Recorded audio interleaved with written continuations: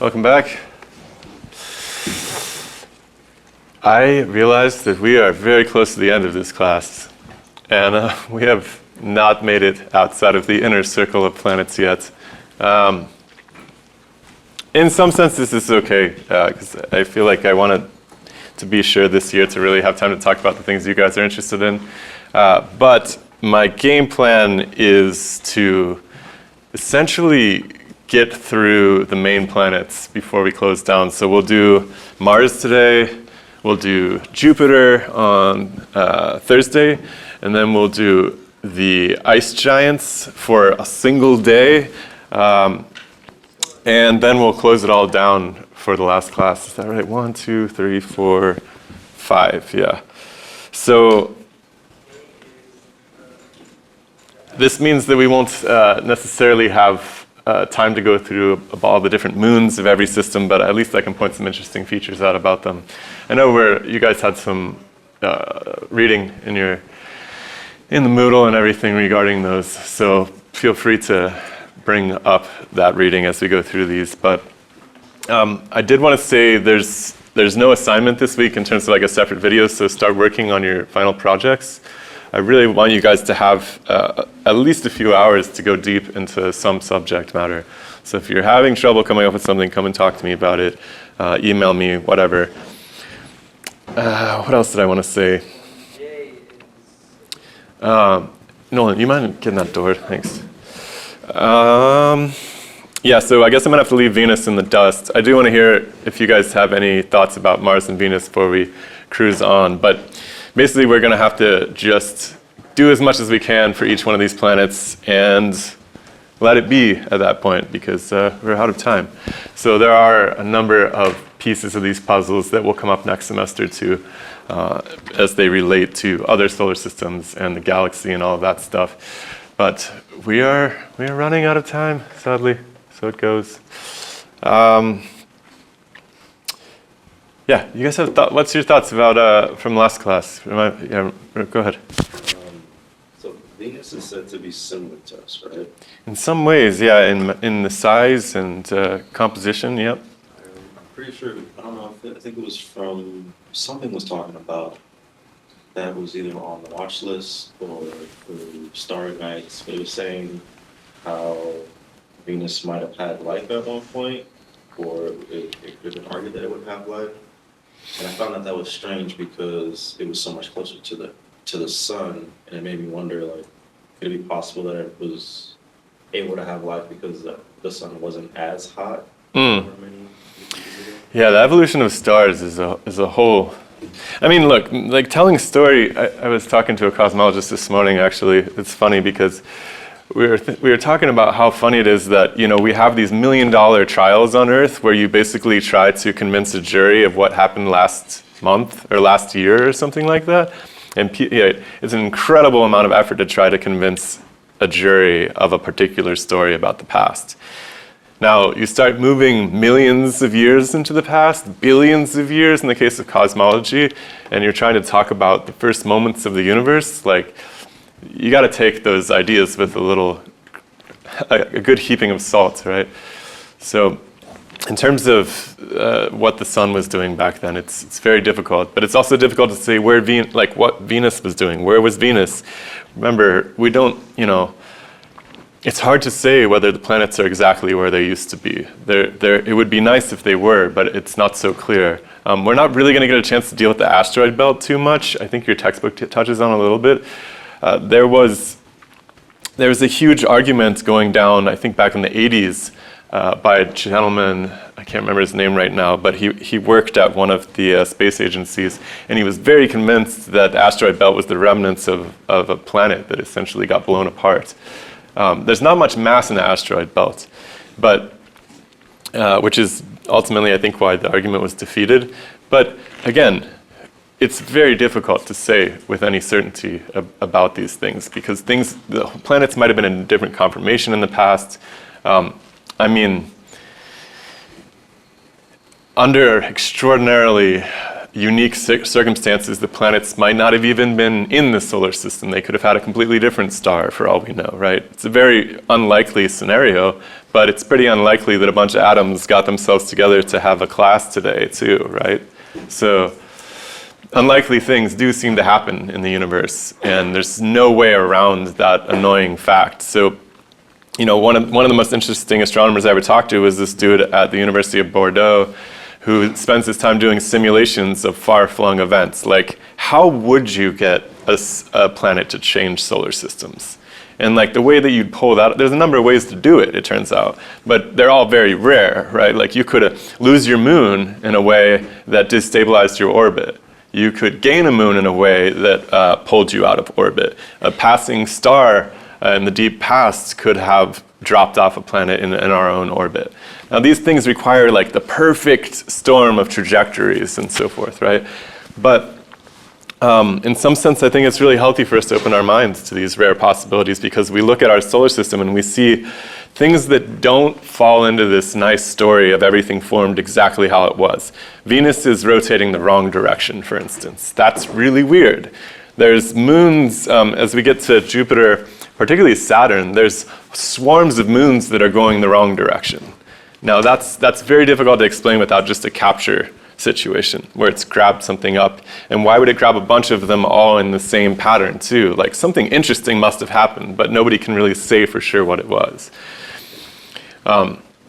So yeah, trying to construct stories about the past is very tricky, and I think that the stories that we're left with in archaeology and in planetary science are the most conservative ones we can tell, where we take the limited amount of evidence we have and we string it together into a story that is at least could have happened. But in terms of stories that really did happen, maybe we're missing 99% of the evidence for those stories. So it's very, very tricky. What else? Other thoughts? Yeah. I was kind of like thinking about all the myths surrounding Venus and Mercury and like what I know about Greek myth. Like some of the other cultures, their stories sound really similar to like Persephone being in the underworld for a certain amount of time, like the way that it cycles. But like Aphrodite is Venus, so I'm just like confused on what the Greek story would be surrounding. And Mercury would make sense because that's Hermes and he can go between. Mercury makes the most sense, yeah. The Greek trip to the underworld, yeah, that's a tricky one. The Greeks are also an interesting amalgamation of a bunch of other cultures too. I think to understand the evolution of these myths is to understand the evolution of peoples across time. It's really tricky. The reason that I kind of honed in on that Mesopotamian story is because there's a similar obsession with the underworld and Venus in Mesoamerica. And there's no way that the Mesoamerican, well, I'm not going to say no way, but as far as we know, the Mesoamericans and the Mesopotamians were not in contact with each other, but they still come up with a similar story. And it's like, how does that happen? Well, it must, either their lineages go all the way back and these oral histories go all the way back, or it's just such a common feature of our daily lives that people end up telling similar stories about it. And I mean, there's this really, Carl Jung is one of the people who really developed this idea the most, Joseph Campbell a little bit later, but the idea that really what these gods and these pagan religions represented were not these, the peoples weren't so much superstitious primitives, like they didn't so much believe in the literal beings of these gods, but they were really trying to personify the emotional programs that we all experience and how they are at war inside of ourselves and how those play out. And it would make sense that different cultures would come up with similar stories because we're all human beings and we all go through the same stuff similarly. So yeah, I wish I knew more about the Greeks. It's funny because I've gone down different rabbit holes with the Greek mythology and it's so rich and so dense. It's like, I really think it's fun to watch a movie. Like you guys watch movies with your friends, just go to ChatGPT afterwards and tell them the plot of the movie and be like, is there a Greek myth for this? And it'll like spit back a few of them. It's really interesting. Even, I don't know. We watched this documentary the other day. Have you guys seen this movie called Bad Vegan? Anybody? Nobody? It's kind of interesting. I think it might have been on HBO, but maybe it was on Netflix. But it's this idea of this lady who gets involved in this terrible relationship with this guy who's basically a scammer, and she has this booming business in Manhattan where she's got this vegan restaurant back in, I think it's early 2000s, one of the first vegan restaurants. Anyway, she gets pulled into this guy's madness, and he's got this whole story about how he's a secret agent, and like really he's just stealing all of her money to gamble, it turns out, with. But so I went and like asked ChatGPT if there's like, it just seems so archetypical to me. It seemed like something that happens, like people get possessed in these relationships, and it pointed out the story of Helen of Troy basically being pulled off by Paris, if you know this story, and sparking the Trojan War. And it's really bad for everybody involved, but it's sort of this possession by this spirit of Eros, or whatever you want to call it. It's just so interesting how a lot of the stories we still tell ourselves, the dramas that play out, that was actually a real story. They do seem to be characterized by mythologies from the past. And I don't know that we have anything except for Netflix as a mythological structure today. I mean, there's some religious traditions that are alive and well, but surprisingly, they have surprisingly less universality than they did in the past amongst cultures, right? So I think you would go to a country 2,000 years ago, most of the people would have a similar mythology and a similar way of approaching ideas of spirituality. But today it's a lot more chopped up. So I don't know if we can get by with that, actually. I wonder. Thoughts? Anybody? Thoughts about the underworld myth? Venus? Mercury? I just had a thought about like the weather that's happening right now in Southern Oregon. I just saw like the news articles, and I wonder if you do anything about like, you know, cyclones. Oh yeah, I saw that there's a really crazy cyclone off the coast, right? Yeah. You guys see the picture of that thing? Maybe we can see it on Null School. It's probably pretty nuts.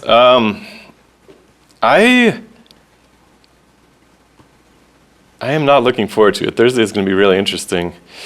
So, of course, like predicting weather is nearly impossible. Let's see if we can see this thing. Pretty crazy. I mean, generally speaking, you're basically looking at an interaction not only between the different air currents on the surface, but also the ocean currents as well, right?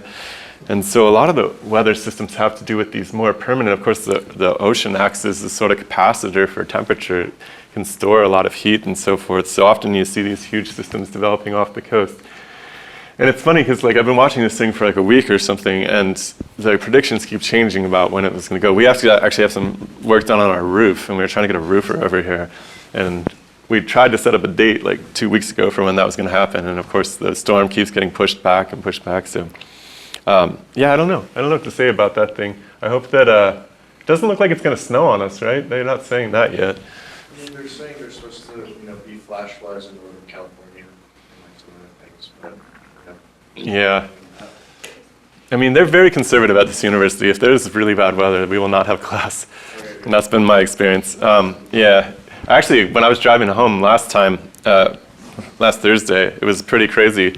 There was this huge rainstorm right when I hit Medford. Like, people were like pulled over to the side of the roads. It was just like, couldn't even see out the windshield. It was so insane. I was like, all right, just go slow, be all right. Yeah. What's the difference between a cyclone and a tsunami again? Tsunamis are waves. I think you're thinking of like typhoons, maybe. Yeah, I mean, I think typhoons are generally tropical. Cyclones is more of a general system. Monsoon is the other word you hear. Yeah, I think that the cyclones can occur in non-tropical regions. Yeah. This is so not a weather class, but We'll do our best. I'm no expert. Now I'm freaking out. So like the holidays are approaching us rapidly. Do you think that this could affect possible travel or flights or, oh, everyone's nodding, okay. I have the same question, that's what Oh, okay. Let's hypothetically Tuesday, hypothetically flying in the morning out of Denver to hypothetically San Francisco, which is hypothetically also Northern California. I mean, I've flown in some crazy weather before. The planes are incredibly robust. I grew up in Ohio, and I used to fly home there every winter when I was living out on the West Coast. And like, one time I flew in, and the plane tried to land 3 times, and it couldn't do it. And so they eventually just diverted us to a different airport on the other side of the state. And like, one of my friends came and picked me up. It was like 2 hours away. Could they But not land, sorry, could they not land because of like the weather? yeah, it was an insane winter storm. And they kept trying. It was really sketchy. It's funny. I used to not, this stuff didn't bother me when I was in my 20s for some reason. I was just like, yeah, they know what they're doing. Nowadays, I'd probably be like completely gripped. I think I know too much about aviation disasters at this point. I ruined myself by watching, by studying all of these disasters. So I think it'd be fine, honestly. It's actually an incredibly safe way to travel, and at this point, it's too expensive for them to crash planes, so they tend to ground them if not. But yeah, When I was out of town in Pittsburgh, I flew into Colorado, and there was it was like one of the largest winter storms of the first snow season. We were just out on the tarmac, and they were trying to scrape ice off the plane. Oh, yeah. As soon as they scraped it off, it was just settling in because it was that cold. I had to catch a same Colorado. yeah. It's kind of it's funny because like the animals know what to do, right? They just hunker down and sleep all winter. And I wonder. I often think that that's probably the way to go. It's funny how we just try to push through it as human beings. Like there's no difference between the summer and the winter. I always look at my cat in the winter and I'm like, I think she's got the right idea here. She just completely closes up shop for 4 months. And, yeah. Any other thoughts about Mercury or Venus before we cruise on here? Yes. No, Mm. I have a question. Or anything else in the universe? It's a quick question, so. Yeah. I just haven't been able to see it. On the little BBLC, which, like, is attendance tracked in there as well? No. Oh, okay. No. Yeah, I mean, look, it's pretty much been the same crew of people here every single, like it's been really, really steady. Yeah, so pretty much all of you guys are fine. There's a few people that haven't come to class, and I haven't bothered to look at whether they've dropped it or not, but I wouldn't worry about that. It's been a really good semester for that.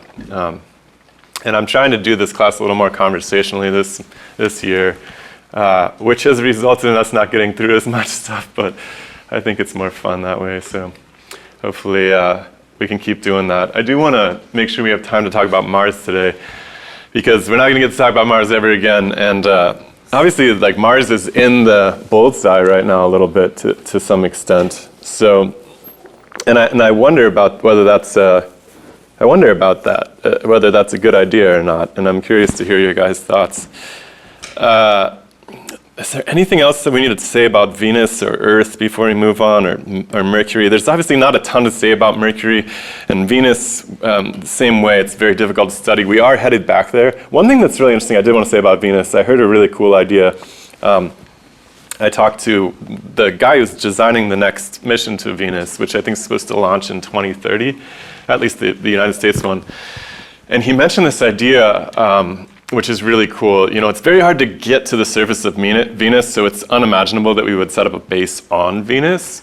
But one thing that's really interesting is that we talked about how Venus's surface atmosphere is like 100 times as dense as on Earth. It's really highly pressurized, which makes it very difficult to visit. But at some point in the atmosphere, if you go up, right, like if you go up on Earth, you get into these low pressure regions, right? At some point it's so depressurized that all the gases become ionized and everything. On Venus it's the same way, but there's a really nice point on Venus where if you go up high enough in the atmosphere, it's the same atmospheric pressure as the Earth at some point. So there's a nice little layer up there where you could imagine putting an orbiter of some sort, like a space station, that would actually have pretty comfortable, first of all, it would have some buoyancy in that atmosphere, so it'd be very efficient. But it could go around the planet, so it could stay out of the hot part, because Venus turns very slowly. So it gets really toasty on one side. So it could kind of orbit, and you would have a nice little pillow that the station could hang out on. I thought that was really interesting. So that might be a potential venue where we could actually study Venus. Yeah. Is that the Da Vinci mission? Oh, goodness. I think the Da Vinci one already went down, didn't it? I thought it was like 25 maybe. I'd have to look it up. Yeah, I don't know. I can't remember. I talked to this guy a long time ago, like maybe a year and a half ago. I talked to so many people, it's very hard for me to keep them all straight. No, I could find it for you guys. I might have even put it in Moodle. I don't remember if I did or not. Very interesting. I mean, it's so interesting how there's people who have devoted themselves, like this guy's whole life is about studying Venus, you know? It's like, it's everything to him and figuring out new ways to do it more successfully. And like how they only get a small amount of time. If you send something to the surface of Venus, we don't have technology available to make something survive indefinitely under those pressures. It's just too much pressure. So they're trying to design experiments that they can do in the limited amount of time that they have before the thing explodes, basically. And I don't know, it was a really fascinating conversation. You can dig it up on our channel if you're interested. Yes, yep. How do they keep it in that kind of safe area around it? I think something like balloons, basically, buoyancy. You could also use thrusters to some extent, but you run out of fuel. So the space station, like our ISS, is constantly falling into the Earth, and they have to kind of like push it back out using little thrusters, from what I understand. But like I said, because Venus has such a thick atmosphere, you could probably use some sort of buoyancy to keep it up there, like a balloon system, essentially. I saw some other model, I don't know who designed it, but it was supposed to be designed to be on the ground of Venus, but it had like a sail on it, and it was supposed to it wasn't even like moved by any power, it was just supposed to be moved by like the winds on the planet. Interesting. Yeah, I don't know if they can like sustain those pressures for indefinitely is the problem. Yeah, I think it was like some hypothetical machine that could.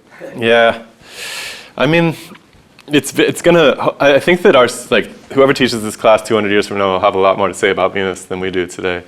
But it is very perplexing. From everything we can tell, it looks volcanic.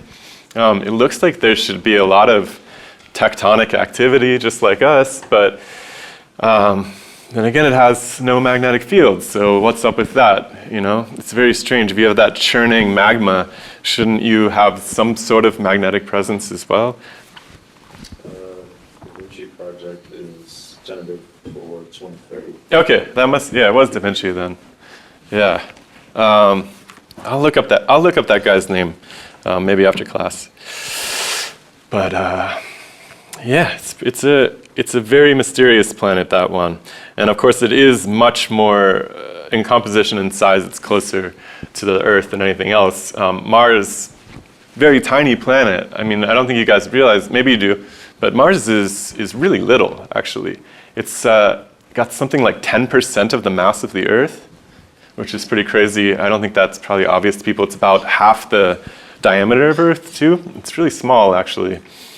So in terms of a sister planet that we might learn something about our own, it's also like, then you got to start asking questions like, if it is really similar to our own, does it represent an older version of the Earth? At least, and maybe it aged faster, but is that like our fate for our planet as well?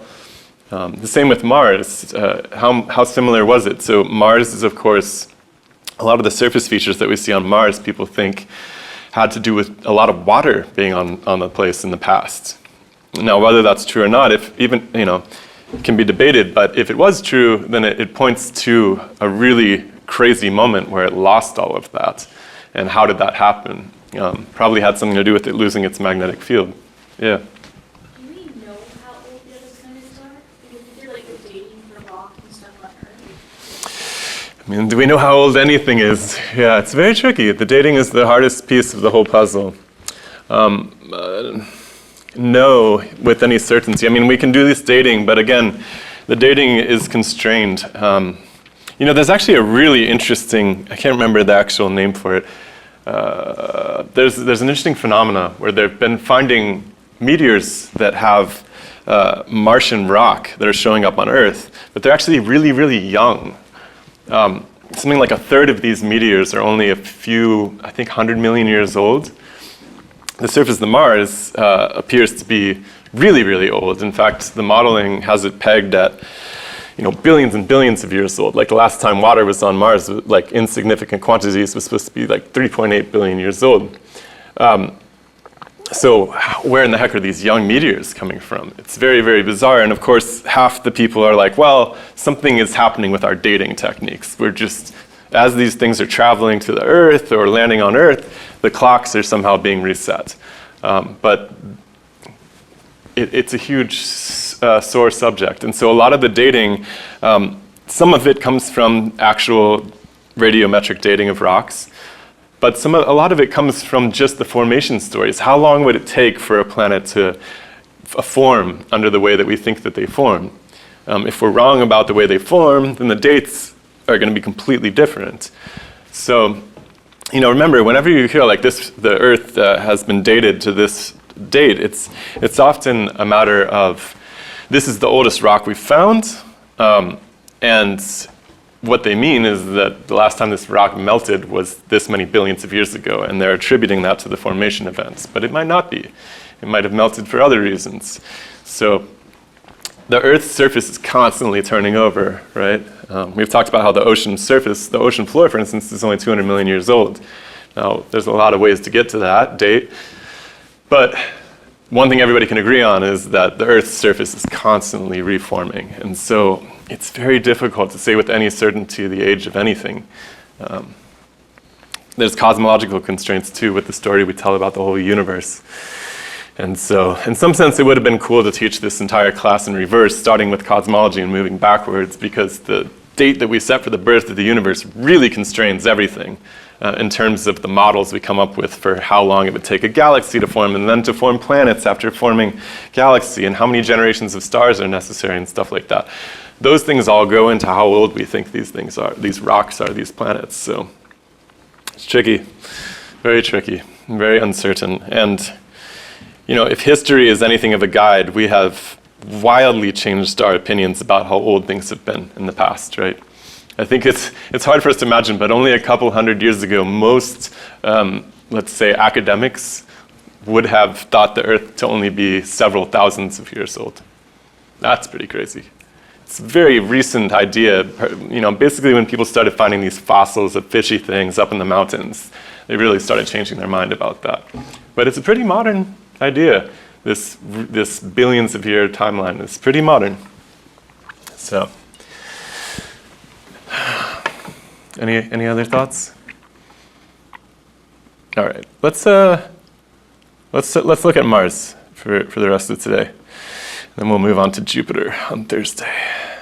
I think the most interesting piece about Mars is that it's essentially a colonial destination at this point. So, Elon has famously got his claws into Mars, and he's absolutely convinced that we should and can get there.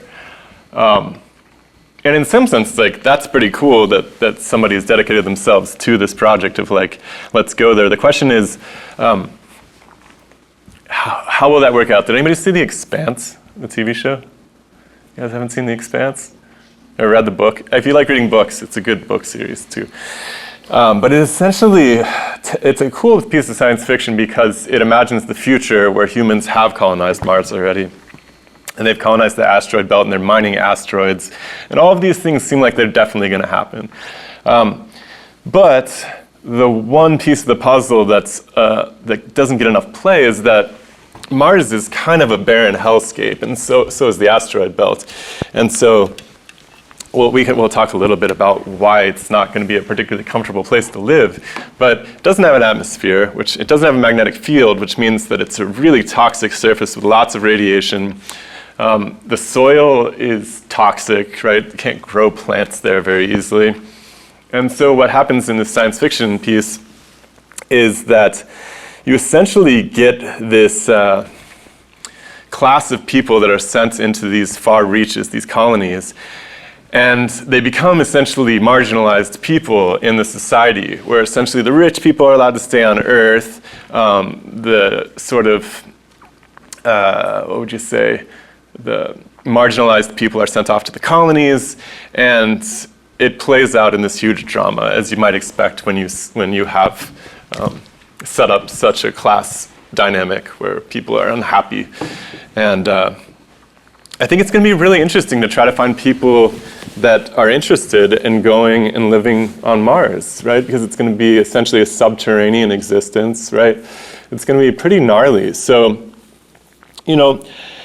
short of plans to actually terraform it, so to restore the magnetic field, and then actually build an atmosphere back up, get plants going, basically turn it into something that looks like Earth, I don't know how many people are going to volunteer for that job. And if they don't, it's going to be people who are really miserable on Earth already.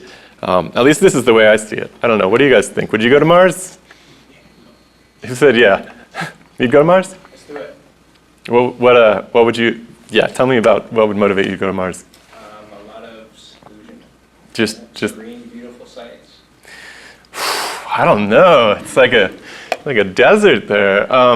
You don't think you'd get lonely? Not really. You would miss the plants?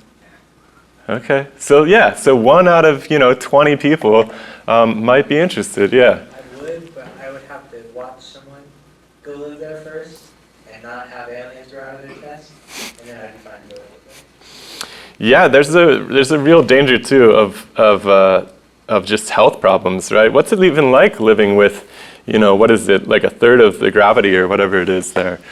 That might not feel too good either after a while. Yeah. How would they rebuild the magnetic fields? There's actually an interesting proposal about that. I don't know the exact details, but one of the ideas is that you set up an orbiter that's essentially generating a magnetic field. It doesn't have to be that strong. So remember, the Earth's magnetic field is not that strong. So you can obviously, you can build a much stronger magnet on Earth. Like neodymium magnet's going to stick to your fridge. It's not going to stick to the North Pole or something, right? It doesn't just fly out of the room. Or pieces of metal aren't just pulled towards the North Pole. It's a very weak magnetic field, but it's enough to orient the hazardous particles and the solar wind and everything away from the people on the surface.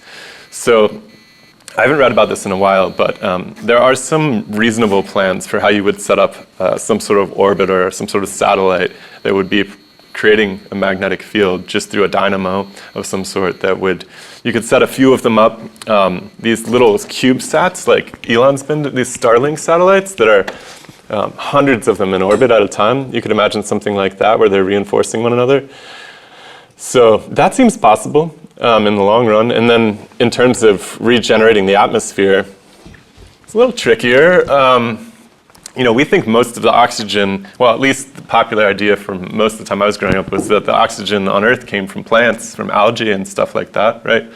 So it's conceivable that you could there's a lot of carbon dioxide on Mars.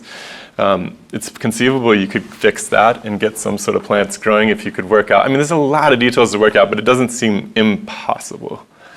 But the first step does probably involve the magnetic field.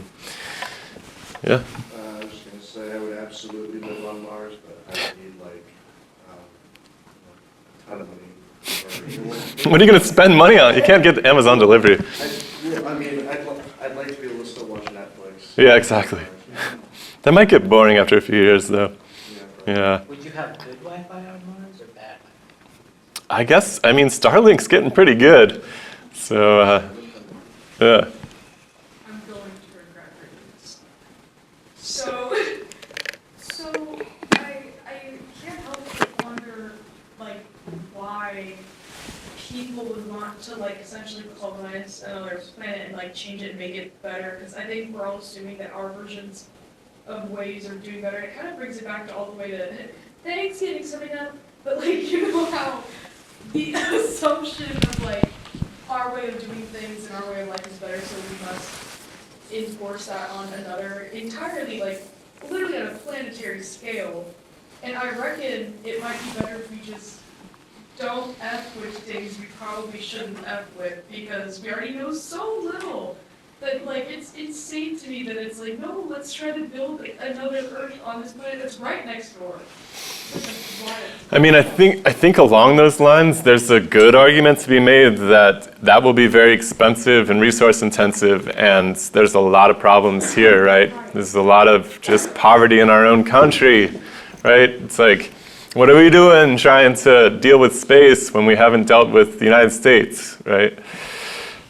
At the same time, we know for sure that the Earth is constantly being hit with crazy asteroids pretty regularly. I didn't get a chance to show you guys all the impact maps and so forth, I don't think, but there are catastrophic impacts all the time. And so there's an argument to be made that we need a backup hard drive in some sense, that we need a place that, it's not like we're trying to replace the Earth, but it might be nice to spread out in such a way that we don't have all of our eggs in one basket. So is, I guess that's to like us, but then is it like, but then is it like, will nature takes its course and like that means we're meant to put, or would that be like if we were gifted with consciousness and sentience and intelligence, should we use it? Is that like you? Yeah, I mean, you can, if you give up on trying to stay alive, like you won't live very long, right? Like if you stop doing all the things that humans do, building shelters, building infrastructure, building hospitals, right? If everybody just said, well, let's just let nature run its course, like we wouldn't be around for more than a few weeks. Nobody would bring the food to the grocery stores and stuff. We'd all starve to death very quickly. So I think there's something about our nature for sure that wants to not only like survive but thrive, and in some sense there's something about our nature that wants to expand and explore. I think there's really something profound about if you look at the way that humans have fanned out from Africa. It's like we're always trying to find new places to live, What are you thinking? You're saying, I hear you guys talking back there. I was just saying, it feels, I feel like it for people that are very cynical, sense of like humans and innocent and just being like, whatever, but I think I'm really hearing it now about like the very primal and like, no, we need to like take over and we need to make sure that we don't die out. I guess it's just a general survivalist technique, I guess, for everything. For everything, for all of life, right? I mean, this like humans are parasitic thing is a really dangerous mentality, and I understand where it comes from. But I also understand that if you go and you embrace that too deeply, you end up shooting up a high school, right? Like, that's kind of the end point of hating humanity, right? And I understand that humanity does a lot of gnarly stuff, and it's like easy to see the bad, but there's also like, look how beautiful our lives, like I'm sure you have experiences in your life that absolutely justify the horrific things that have happened to you also. And so it's like, there's more to it than just the bad stuff, right? And there's a lot of beautiful reasons that you would want to see humans cultivate the solar system and ultimately I think that if we're even able to do that, it will be because we've worked out our problems here to some extent. Because we're going to all have to get along and work together in order to pull off something like that. I don't think that we can just muscle our way through it. So I think in some sense, success in expanding throughout the solar system is going to come down to solving a lot of our problems at home first. I could be wrong about that, but the expanse would probably argue otherwise. Yeah.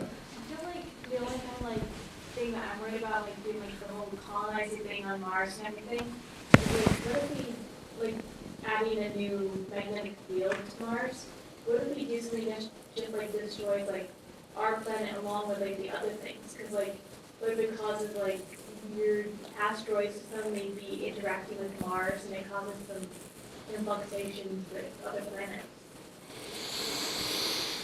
Yeah, I mean, there's always second, third order effects you're not aware of. But in some sense, I feel like there's no stopping humans from exploring, right? And it's just a matter of how we go about that. And there's huge ethical issues that we're going to have to solve along the way. But to just, look, no one has ever, there's every few generations, somebody says, well, it would be better if we just went back to the way things were. Like, we just live a little more simply. And it's like, that doesn't really work out. You know, there's this huge utopian movement in the late 1800s where all these people were like, society is corrupt and full of hypocrisy, and we're going to go back to the land. And it's funny because all these intellectuals from New England go and set up these communes, and they realize really quickly that farming is freaking hard and not fun at all, right? So none of them last very long, because the reality of the situation is that, I mean, we like having the internet. Like, we like doing intellectual work. We don't like doing physical labor. It's not as pretty as it looks in the movies, right? So I think that this arc of progress is something that we do deeply aim for in terms of the expansion. It's just a matter of, like, can we do it in a way that keeps us in harmony with nature, right? Like, can we live amongst the woods here on Earth in a way that isn't destructive to the woods? Can we live on the ocean without destroying the ocean? Like, this seems like that's a better line to pursue than, like, let's just stop living in the woods, or let's just stop going in the ocean. It's like, I think that's a really cheap way to solve the problem, personally. It's just my opinion, though. Did you have a? No. Well, that was just reading my. That's fine. I actually did have a thought. Have you read anything about, because Mars has like almost no atmosphere, Mm-hmm. talking about asteroids on Earth, like, are there any plans for how they can prevent like asteroids from being an issue for any colonies? Because I mean, on Mars, Yeah, I mean, most of the plans are to put them underground, from what I understand. The radiation's a more immediate problem. So, you know, even if you have space stations, things like that, a lot of these high energy radiation, a lot of this high energy light will go right through the walls of your spacecraft. So shielding, but the easiest way is just to find a lava tube or something and build a space station down there. Of course, then you're basically back to being cave people for several generations while you work out how to restore something approximating an atmosphere, and who knows how long that could take. So it's really tricky. I just think that convincing a huge population of people to go to Mars is going to be like, that's an interesting question by itself. You know, I mean, when people first from Europe started colonizing the Americas, you got to think, who are these people? Well, they're people who really didn't like living in Europe for the most part. They were usually variously oppressed populations from Europe. I mean, sometimes they were nobility who had been ousted and so forth, but there were people who really had the motivation to start anew and make something new. So that could be beautiful in terms of Mars. You could be selecting for a population, folks like David, who are just like, no, let's do it. Like, I want to get a new start. I want to make something completely new. And oftentimes, like, as with the history of this country, that was actually pretty cool. Like, they essentially invented the modern version of democracy that, you know, is on the ropes right now, but that worked really nicely for a long time. So, yeah, it could be beautiful, but it could also be a real difficult place to live for those people, and it could be several generations of people growing like that, and they might become quite alienated from people on Earth in that time period. But I don't know. Let's take a look at the place a little bit more. So, generally speaking, like Caleb mentioned, it has a very thin atmosphere. It's less than 1% of our Earth's atmospheric pressure. The crust seems to be basically made out of the same stuff as us, a lot of iron and nickel. There's density differences, so it's only about 4 grams per centimeter compared to our Earth's, which is 5.5. Venus, by the way, is 5.25 grams per centimeter cubed.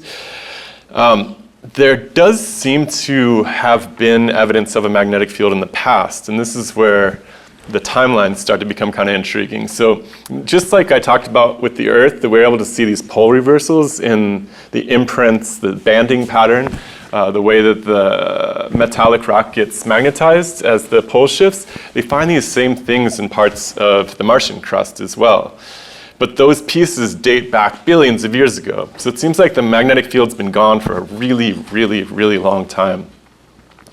And that is very bizarre, especially because once we start looking at the surface of Mars, the southern portion where all of this banding is found, it's really it's really different than the northern portion. The northern portion of Mars is almost perfectly smooth and flat, and the bottom portion is very mountainous and craggy and volcanic and so forth. So Mars seems to have had a really interesting story in the past, and nobody's really put it all together yet. This is kind of interesting too. So I'm endlessly intrigued by why the moon and Mercury have the same axial tilt. Remember we talked about how they're basically in line with the sun. They look a lot the same, and they have a lot of compositional similarities as well. So I'm just think there's an interesting story to be told about the moon and Mercury down the line. I think that will become apparent. Another interesting thing is that Mars and the Earth have a very similar tilt themselves, actually. So as we talked about first week, we've talked about it several times, but the reason we have seasons on Earth is not because we're closer to the sun, it's because of this tilt that we have, right? Mars has almost the same tilt. It's 25 degrees on Mars. And the result of that is that Mars has seasons, just like Earth, which is really interesting, especially in the history of studying Mars. Now, Mars takes a lot longer to go around the sun, so its year is almost twice as long as ours. But it does show seasons every year. And as people have been watching Mars since the birth of telescopes, they've noticed all of these changes. The polar ice caps change. They actually thought that Mars was greening every year because it gets these dark patches that appear. And they're still trying to explain these dark patches. They're very, very strange. People think that it might be wind patterns shifting and kicking up the dirt in different ways. But people were dead convinced that Mars was getting a seasonal greening all the way up until they landed there in the 60s. And that's a really, really wild recent paradigm, that Mars does not have a bunch of green stuff growing on it. Mars has got 2 moons, by the way.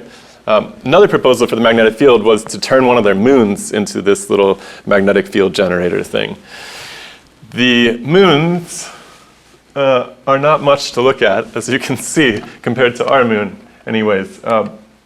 They are technically moons, but they are very, very tiny little things. So these are the 2 moons. One's called Phobos, one's called Deimos.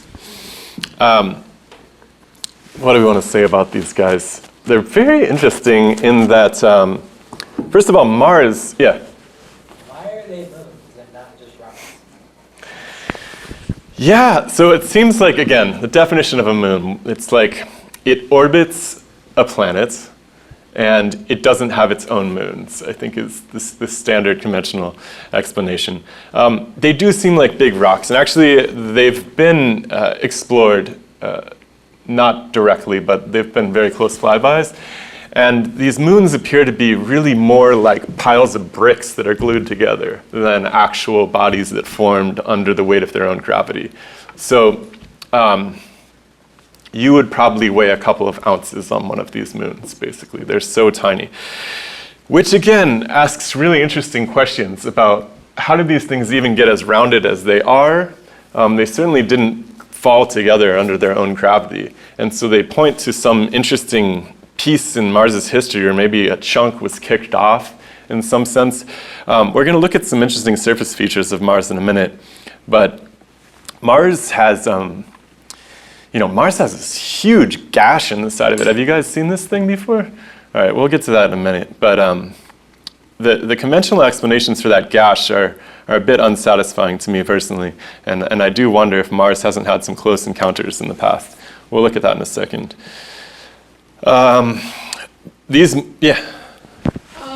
don't know if the moons and Mars have the right tilt for this, but if there were to be a solar eclipse on Mars, you were standing on Mars and you were looking at it, would it just look like, the sun is much further from Mars than it is from us, of course, so it looks smaller, but the moons are so small, so would it just look like a little dot? These moons, I'm trying to think, I'm trying to see if I wrote down how big these things are. Okay, so Deimos is 4 miles wide, and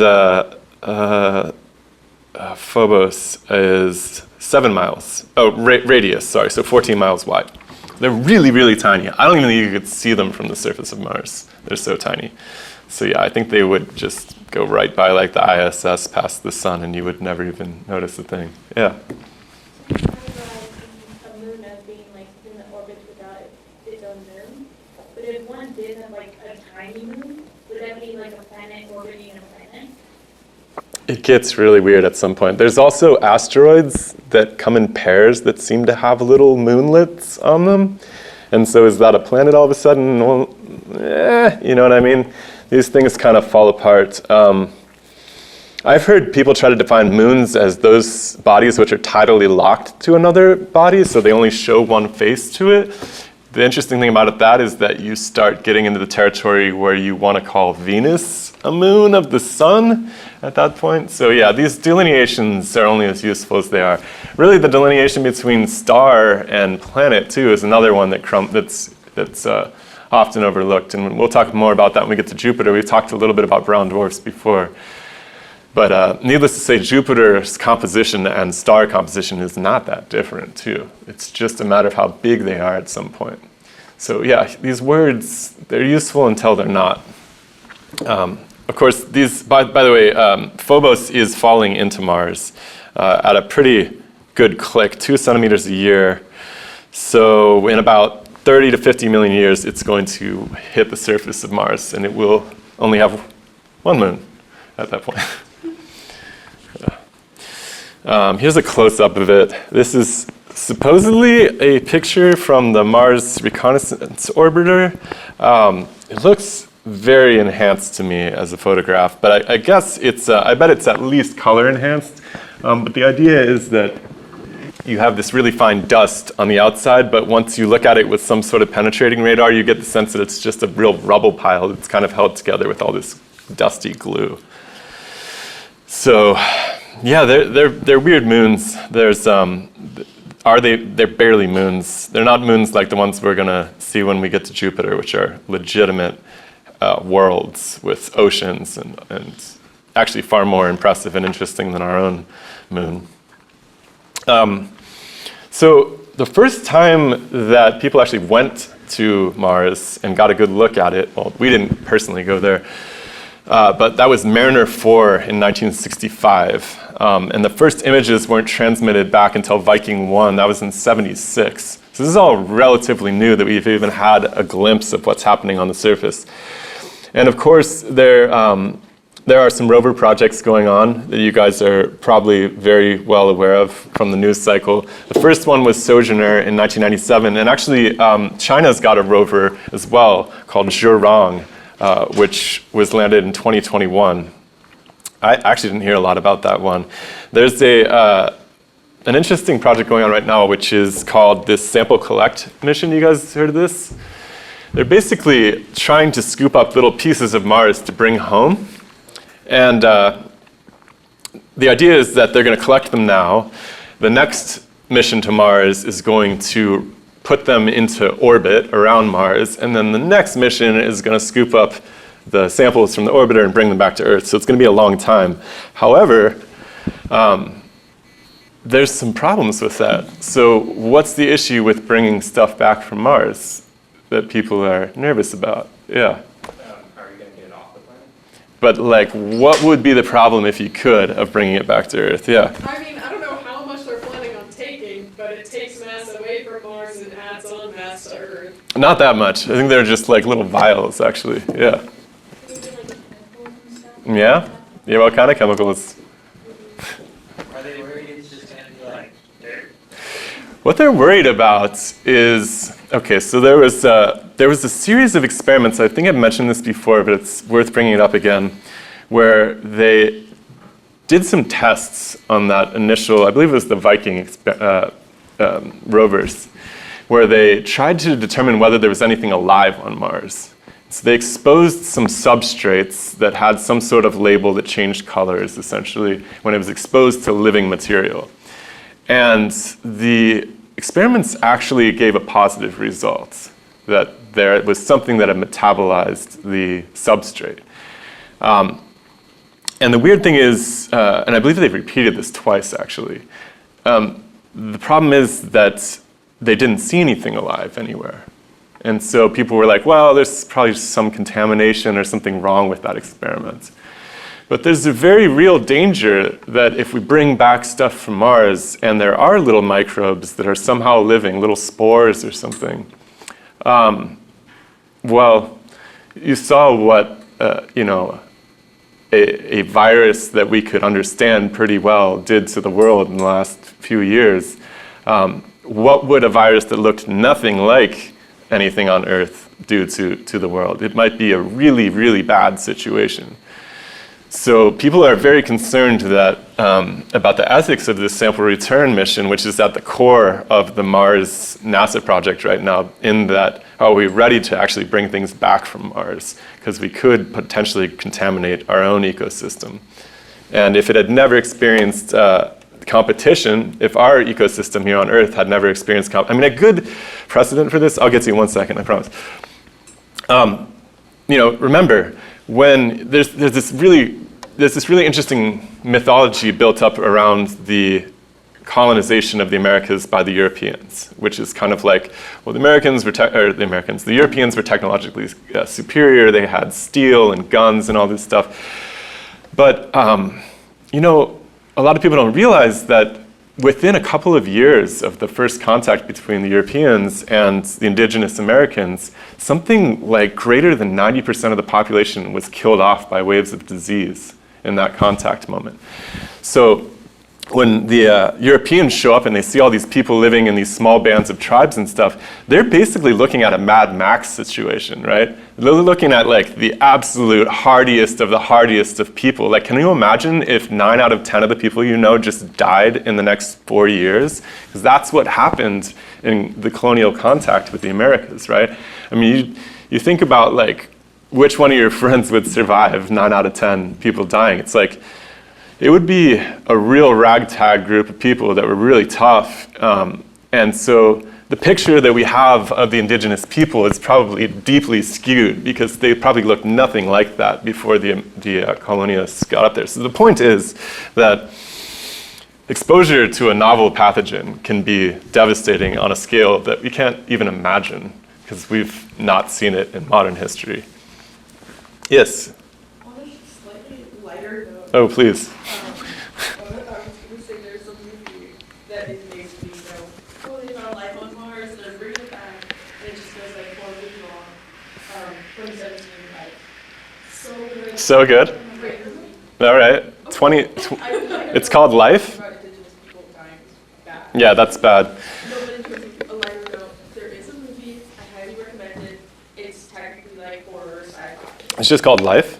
Just called like Jake Gyllenhaal, Ryan Reynolds. Oh, I think I did see that, actually. It was good. Great movie, especially like the aspect. This is not a spoiler, just the aspect that at the beginning of the movie, everyone on Earth is very, very excited. Like they made it confident. That's right, yeah. It's all like really like focused like we made history, and then it just goes incredibly like wrong. Yeah.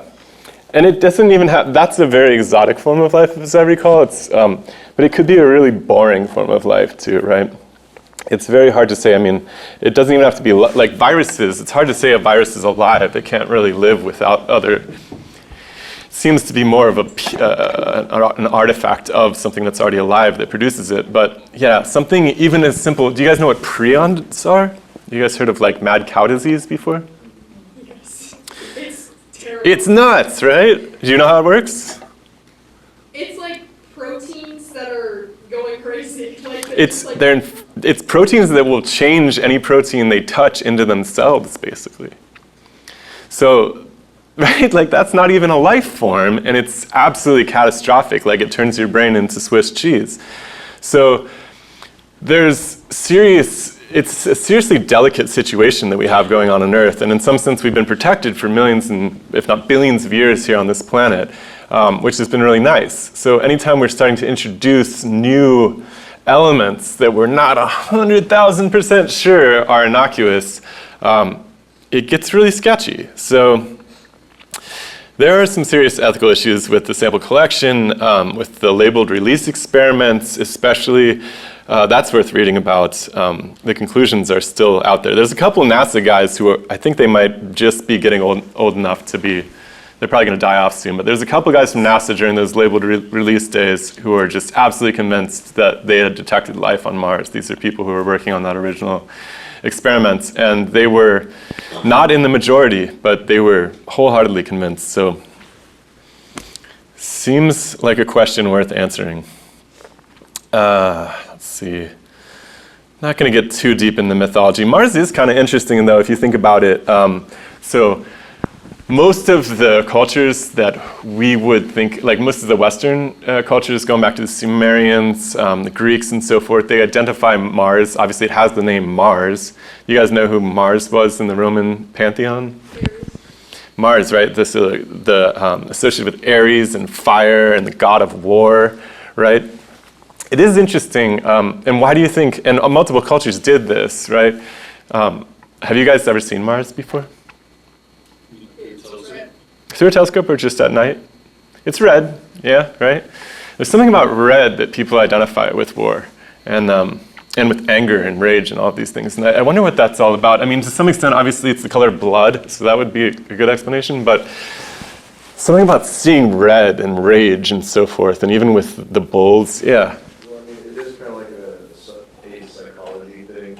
You know, when people see certain colors, it kind of triggers their brains different chemical reactions. You know, there's certain colors that are technically better for the brain to observe because they're not as harsh, like on the actual brain itself. So, yeah, I mean, the early psychologists were obsessed with trying to make a science out of colors and so forth. I don't know that any of them fully succeeded, but it does seem to be this universal color for power and strength and courage and all this stuff. Yeah. It's also a physiological response. Hmm. When you're angry, or when people... That's a good point.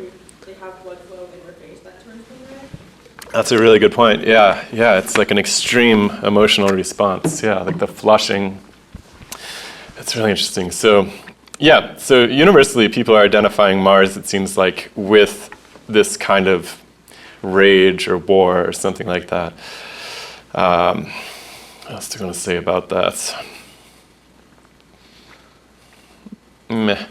All right, so people didn't really start observing it in full until they got the telescope, really trying to make sense of it as a rock that had a landscape and that there was something to actually say about it. Christian Huygens, we talked about his weirdo telescope a long time ago. He was the guy who realized that Saturn had rings too for the first time. But he made some of the first drawings. These are some of his drawings, reproductions at least of his drawings, where he was noticing this changing dark pattern on Mars, which, like I said, really convinced people that something was going on that was alive on Mars until less than, I think, like 50 years ago only.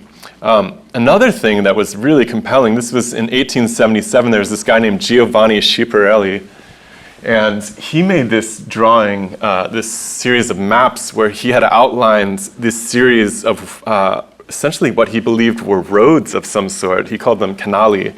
He's an Italian, but canals, right? There's these long, straight lines that he was showing. He gave them names and everything. And so people were, by and large, convinced that there was some sort of an actual intelligent civilization on Mars until quite recently, actually.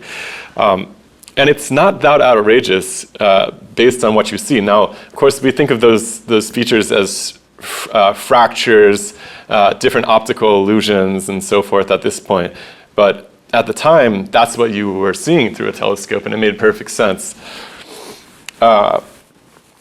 This is interesting. So I found this astronomy textbook from 1965 called The Source Book on Space Sciences, and the quote was, "Although there is no unanimous opinion concerning the existence of the canals, most astronomers would probably agree that there are apparently linear markings, perhaps 40 to 160 kilometers or more across and of considerable length."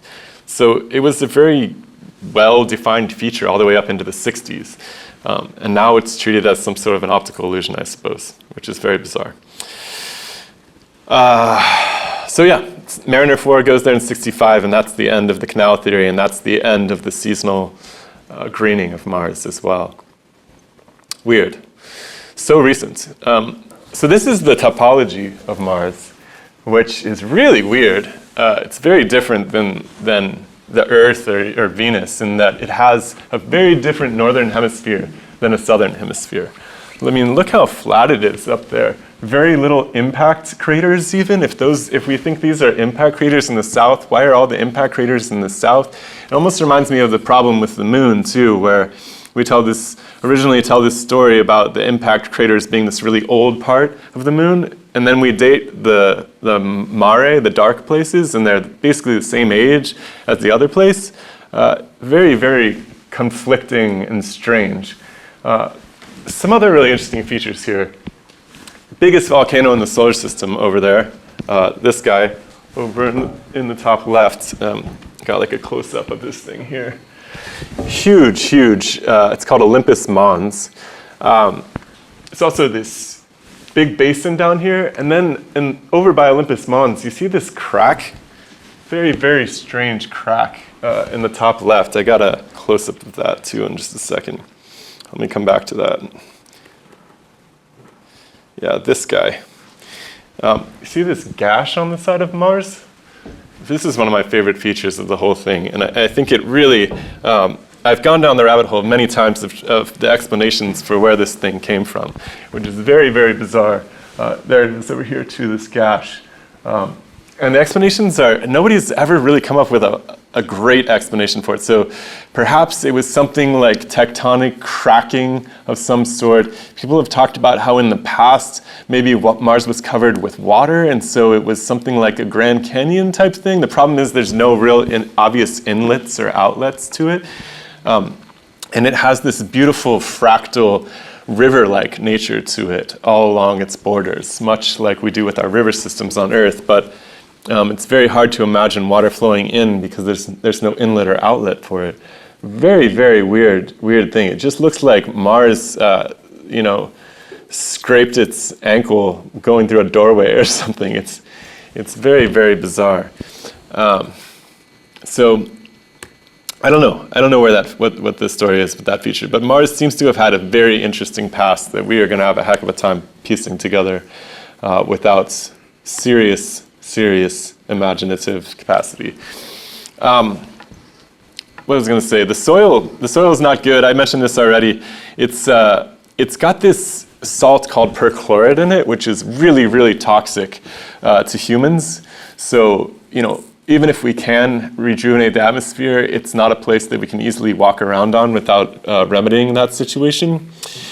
The good news is there's a lot of water on Mars, it seems like. There's subsurface water. People think that in the polar regions, so up here, that there's potentially a lot of water underneath this carbon dioxide ice. So these ice caps actually, in the Martian year, they actually disappear and reappear. The southern one is more permanent than the northern one, if I recall correctly.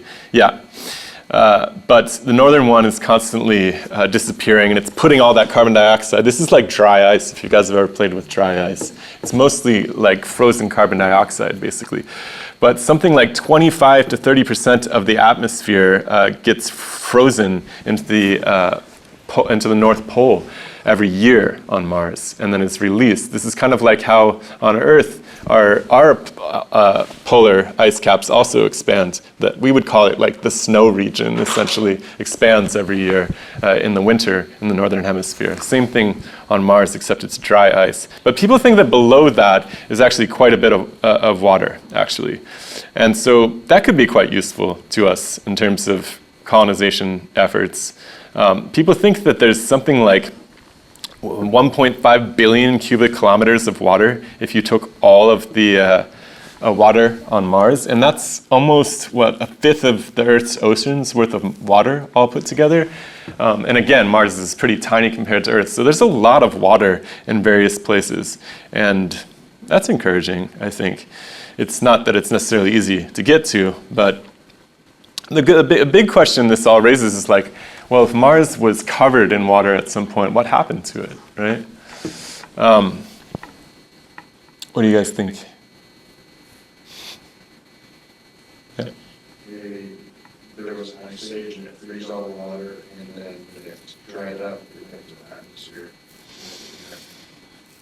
Yeah, I mean, why do you, yeah. Any other thoughts? I think that this idea of the ending of the magnetic field was really, really bad. And I think it was really, really bad because I think the first thing to go when you lose your magnetic field is your atmosphere.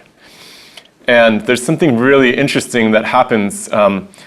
So evaporation is a process which is really hyper-dependent on how much surface pressure, how much water pressure, vapor pressure there is available above the body of water. So if you don't have much pressure, especially, if you don't have an atmosphere, basically evaporation happens really, really fast. It's like the water just wants to go to equilibrium, it's going to go out into space very quickly. So if you lose your magnetic field, I think that you very quickly lose your atmosphere after that. And if you lose your atmosphere, you very quickly lose your oceans. They essentially boil off because there's no pressure keeping them in the liquid form at that point. So I don't know. I mean, I don't know if without repopulating the magnetic field, if we can really get very far in terms of any of these projects. Yeah? Has there been some type of like glacier that caused like ash? Yeah, maybe. Yeah, it's really, really, really singular and bizarre looking. I wish I had a better picture of it. I'll try to do better justice next year. Wait, I had a better one than that. No, this guy, yeah. It really just looks like somebody dragged their fingernail across the thing. Yeah. The only reason I brought up the whole like Ice Age thing from Mars is just because I've been over to like New England where they got like a front of like the Ice Age melt from way back when, and some of the like natural rock formations of the mountains are just incredible to study. So you never have that. Yeah, and again, if these orbits have changed significantly in the past, so there is a period on Earth where we think the entire planet was covered in 5 miles of ice. It's called Snowball Earth, which was a couple of billion years ago. Could something like that have happened on Mars? And by the way, like, why did that happen on Earth? Nobody, I haven't really been convinced of any of the explanations of that thing yet. If these things are changing orbits, maybe they're in a situation where they're further from the sun for a few years, maybe for quite a few years, and then, but we don't. It's very hard to reconstruct that, and it's very hard to say anything like that with any certainty, right? It's very hard for us to understand how orbits are stabilized, in particular because doing gravitational calculations beyond 2 bodies is almost an intractable problem.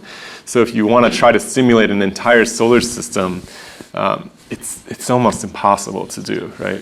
So if you want to say, well, we can't figure out how the orbits would have changed in such a way that they would have remained stable. It's like, well, yeah, but you can't figure out how 3 bodies would act with respect to each other anyways without 9 second-order differential equations that have no generalizable solution. So, we just don't know. We really just don't know. But it is a mysterious and crazy-looking situation. And there was this scientist. There was this one scientist who everybody thinks is an absolute nut job, but he had a really cool idea. He wrote a book that actually Einstein famously had on his desk when he died. It's a book called Worlds in Collision. And he had this whole theory. This guy's name was Immanuel Velikovsky. And again, I'm not saying this guy was right at all, but he had this idea that essentially the indigenous mythologies had captured the story of Venus moving through the solar system. And he had this big, he had a lot of evidence he'd accumulated for why he believed Venus had actually changed in its orbit in historical times, prehistoric times, captured in mythology, captured in symbology of different indigenous cultures, stuff like that. And his proposal was that as the Venus went by Mars, that there was actually some sort of a lightning bolt between the two. They were at different electrical potentials in the solar system, and that the Valles Marineris was actually carved out by an electrical process, which is pretty far out. And it is true that if you hook up This is just from a YouTube video where somebody hooks up a battery to a piece of wood, I think. And actually, people do incredible art with this stuff. But you do get the same shape, which is pretty crazy. And you get all the little fractal rivulets as a result of it. So I don't know. He's probably wrong, but it's still a really interesting idea nonetheless. And it's an interesting book too. Yeah. Possibly when you lose your poles or like your magnetic field, maybe there's like some sort of poles that sends off stuff. Yeah, the electrical circuit of the solar system is fascinating. I mean, the sun is a wildly electrified situation, and it does. I mean, look, you don't have to go that far to realize that there's an enormous potential between outer space and the Earth, right? If you've ever, like, I grew up in Ohio, crazy lightning storms every summer, right? We don't really have, we do have lightning out here, but it's not like nuts. But if you've ever been in a lightning storm, you don't need much convincing that there is a great amount of electrical power to do huge work on planets available just between the circuit of the sun and the ground, right? There's a huge difference in potential because of the insulation of the atmosphere. You essentially build up a battery where you have a huge difference in potential of the outer places, right? The ionosphere, where all that solar wind is being interacting with the ground. Now, on Mars, like, that's harder to believe because Mars, to us, doesn't have an atmosphere. It doesn't have the potential to build that same capacitance, but maybe it did in the past. In fact, we seem to believe that because of this banding structure that Mars did have a magnetic field at some point, that it did have liquid water. If it had liquid water, it probably had an atmosphere. It had to have had an atmosphere, so maybe there was a potential for something like that. It's a really speculative theory, but it's still an interesting idea. And we'll get into this more next semester, but there's a very famous physicist named Hannes Alfvén who essentially proposed a completely different cosmology for the universe in terms of the processes that form galaxies and solar systems. And he was completely convinced that the electrical processes, that electromagnetism was the main organizer of matter in the universe and not gravity. The gravity was really weak. And it is true, gravity is extremely weak. Like, I can make a really cheap electromagnet and lift a pretty solid weight against, I can lift a bunch of paper clips, and gravity has nothing to say about it. So electromagnetism is 40 orders of magnitude stronger than gravity. And how it plays out in the formation of planets and the evolution is just really poorly understood at this point. So we don't know, but it is interesting. All right, guys, we're going to run out of time here. I don't have too much more to say about Mars. We're going to move on and talk about Jupiter next time. I think the main thing to consider is, what we want for our future. What would we want Mars to look like? That's something that I think you guys will have the chance in your lifetime to be in part of a conversation about. It's like, if guys like David are going to go there and colonize the place, what do we want their lives to look like? Something to contemplate with your friends. But yeah, we'll talk about it a little bit more on Thursday. And have a good week. Stay warm.